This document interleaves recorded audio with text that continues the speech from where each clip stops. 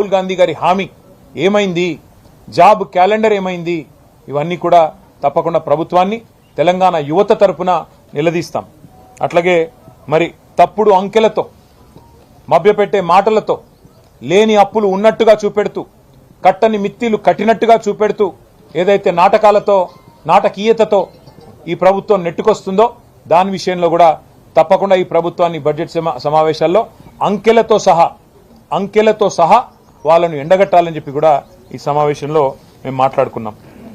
ఈసారి ఈ బడ్జెట్ సమావేశాల్లో తప్పకుండా ఈ ప్రభుత్వం ఏ కుంభకోణాలు అవినీతి తిమింగలాలు ఎవరైతే ఈ ప్రభుత్వ పెద్దలు ఉన్నారో వాటి మీద కూడా సింగరేనైతేనేమి ఇతర భూ కుంభకోణాలైతేనేమి వాటి విషయంలో కూడా ఈ ప్రభుత్వాన్ని వదిలిపెట్టాం. ఎందుకంటే తెలంగాణలోని ఏ వర్గానికి ఇవ్వడానికి ఒక రూపాయి లేదు నీ దగ్గర. తెలంగాణలోని ఏ ఒక్క వర్గానికి, దళితులకు గిరిజనులకు మీరు చెప్పారు, చేవేళ్లలో చెప్పారు, కేసీఆర్ గారు దళిత బంధు ఇస్తుంటే 10 లక్షల రూపాయలు మేము 12 లక్షలు ఇస్తామన్నారు. 12 పైసలు ఇవ్వాలటి వరకు ఒక్క మనిషికి ఇచ్చిన పాపాన పోలేదు. అందుకే తెలంగాణలోని దళిత గిరిజన బిడ్డల తరపున ఈ ప్రభుత్వాన్ని ఈ బడ్జెట్లో నిలదీయబోతా ఉన్నాం. తెలంగాణలోని బీసీలకు చెప్పారు 1,00,000 కోట్ల బడ్జెట్ అన్నారు, సంవత్సరానికి 20,000 కోట్ల బడ్జెట్ అన్నారు, మొత్తం 5 ఏళ్లలో 1,00,000 కోట్లు అన్నారు. మరి 42% రిజర్వేషన్లు ప్రభుత్వ కాంట్రాక్టులలో, అదేవిధంగా స్థానిక సంస్థల ఎన్నికల్లో, అట్లాగే విద్యలో ఉపాధిలో ఇస్తామన్నారు. ఏ ఒక్కటి ఇవ్వకపోగా ఉన్న రిజర్వేషన్ల శాతాన్ని కూడా ఈ ప్రభుత్వం తగ్గించింది. అందుకే అన్ని సమస్యలు కూడా ఇవాళ కూలంకషంగా మాట్లాడుకున్నాం. డీటెయిల్డ్గా అన్ని విషయాలు కూడా మరి ఏ రకంగా మా వ్యూహం ఉండాలని కూడా ఆలోచించుకున్నాం. పార్టీ పెద్దలు మా అధ్యక్షులు కేసీఆర్ గారి ఆదేశాల మేరకు ఈ సమావేశం జరిగింది. మళ్ళీ తప్పకుండా మళ్ళీ సమావేశం కావాలి, రిపీటెడ్గా మాట్లాడుకోవాలి, కౌన్సిల్కి అసెంబ్లీకి మంచి సమన్వయం చేసుకోవాలి. దాంతోపాటు ఇంకా కొన్ని కార్యక్రమాలు కూడా అనుకున్నాం. అవన్నిటి విషయంలో కూడా భవిష్యత్తులో మళ్ళీ పత్రికా సమావేశాల ద్వారా మీకు తెలియజేస్తాం. దయచేసి ప్రభుత్వాన్ని ఎండగట్టే క్రమంలో, ప్రభుత్వాన్ని నిలదీసే క్రమంలో మీడియా ప్రజాస్వామ్యంలో మరి 4వ స్తంభం మీరు. తప్పకుండా మీరు కూడా మీ వంతు పాత్ర పోషించి మాకు సహకరించాలని చెప్పి కూడా విజ్ఞప్తి చేస్తూ, ప్రజల తరపున మిమ్మల్ని విజ్ఞప్తి చేస్తూ మరి ఇక్కడ దాకా వచ్చినందుకు మీ అందరికి కూడా ధన్యవాదాలు. నమస్కారం.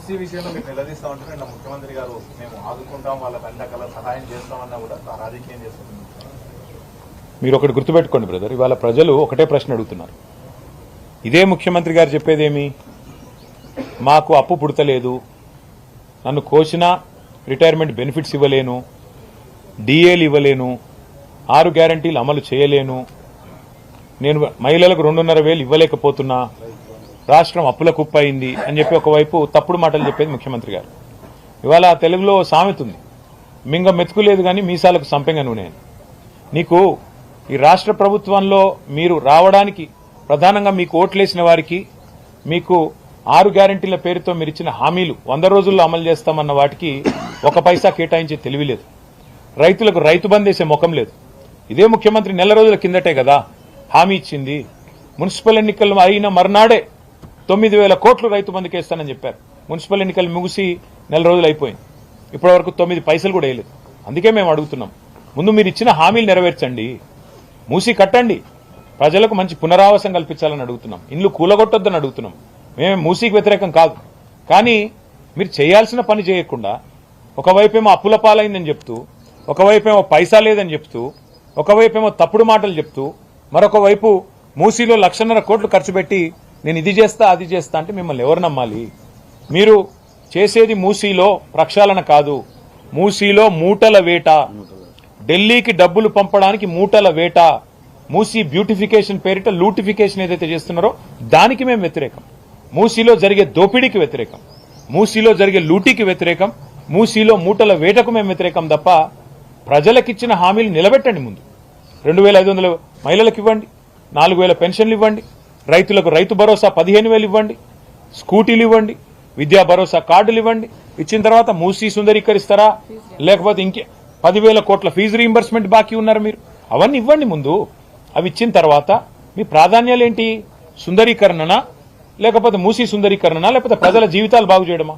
అందుకే మొన్న కూడా మేము రాజేంద్ర నగర్లో చెప్పింది కూడా ఒకటే, మీరు పేదల ఇల్లు కూలగొట్టకుండా, పేదల కొంప కొల్లేరు చేయకుండా, మేము నాగోల్లో ఒక 5 కిలోమీటర్లు చేసి చూపెట్టిన విధంగా ఎవరికి ఇబ్బంది కాకుండా సుందరీకరణ చేయండి, మాకు అభ్యంతరం లేదని చెప్పాం.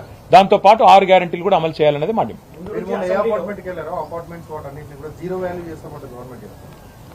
ఈరోజు ఈ రాష్ట్రంలో జీరో వాల్యూ అంటే ఎవరికైనా ఉన్నదా అంటే రేవంత్ రెడ్డి గారి మాటకి. ఎందుకంటే ఆయన స్వయంగా చెప్తున్నారు 5,000 ఆటోలు ఉన్నాయి కానీ చెత్త తీస్తున్నారో లేదో నాకు తెలియదు.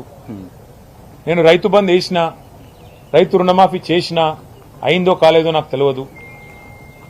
అట్లాగే చెప్తున్నాడు రాత్రి 10 గంటల వరకు, 10 గంటల తర్వాత వ్యాపారాలు చేసుకోకూడదని ఆయనే జీవో ఇచ్చిండు, ఆయనకు తెలియదు. అసలు ఆయన ఏం చేస్తున్నాడో ఆయనకే తెలియదు. రాష్ట్రంలో పరిపాలన పిచ్చోడి చేతిలో రాయిలాగా మారిపోయింది బ్రదర్. డే ఎకానమీ నాశనం చేసిన వాడు నైట్ ఎకానమీ చేస్తాడు. పొద్దున పూట మంచిగా నడిచే రియల్ ఎస్టేట్ రంగాన్ని నాశనం పట్టించి మొత్తం దివాలా తీసే విధంగా చేసినోడు నైట్ ఎకానమీ తెస్తా అంటే ఎవరన్నా నమ్ముతారా? అందుకే మేము అనేది, అయ్యా రాహుల్ బంధు పథకం కాదు, రైతు బంధు పథకం అమలు చేయి, ఇచ్చిన మాట నిలబెట్టు. ఢిల్లీకి 1000 కోట్లు పంపడం కాదు, రైతులకు 9,000 కోట్లు ఇయ్యి. ఉన్న ఇల్లు కూలగొట్టినోడివి నువ్వు. హైదరాబాద్ లో ఇల్లు కట్టినవా? ఒక్క ఇల్లు 2.5 ఏళ్లలో. నేను మొన్న కూడా చెప్పాను, మళ్ళీ చెప్తున్నా, హైదరాబాద్ లో ఈ ప్రభుత్వం 2.5 ఏళ్లలో ఒక్క ఇల్లు కట్టినట్టు రుజువు చేస్తే నేను రాజకీయాలు వదిలేస్తా అని చెప్పాను. చూపెట్టమనండి. మేం కట్టిన ఇళ్లకు 3 రంగులు పూస్తే ఇల్లు అయిపోదు కదా. మేము ఇచ్చిన ఉద్యోగాలకు కాయిదాలు ఇచ్చుడు, మేం కట్టిన ఇళ్లకు 3 రంగులు పూసుడు, ఇదా నువ్వు చేసే పని? మేం కట్టిన ఫ్లైఓవర్లకు రిబ్బన్లు కట్ చేసుడు, మేం కట్టిన కొత్తవాల్గూడ పార్కుకు పోయి రిబ్బన్ కట్ చేసి నేనే చేసిన డబ్బా కొట్టుకోవడం, ఇదేనా మీరు చేసేది? అందుకే మేము అనేది, నీ మాటకి ఇయ్యాలా ఈ రాష్ట్రంలో విలువ లేదు, నీ పొజిషన్ కి విలువ లేదు, నీకు జీరో వాల్యూ ఉంది. ఇది తేలిపోతుంది భవిష్యత్తులో, మీరు చూడండి. Thank you.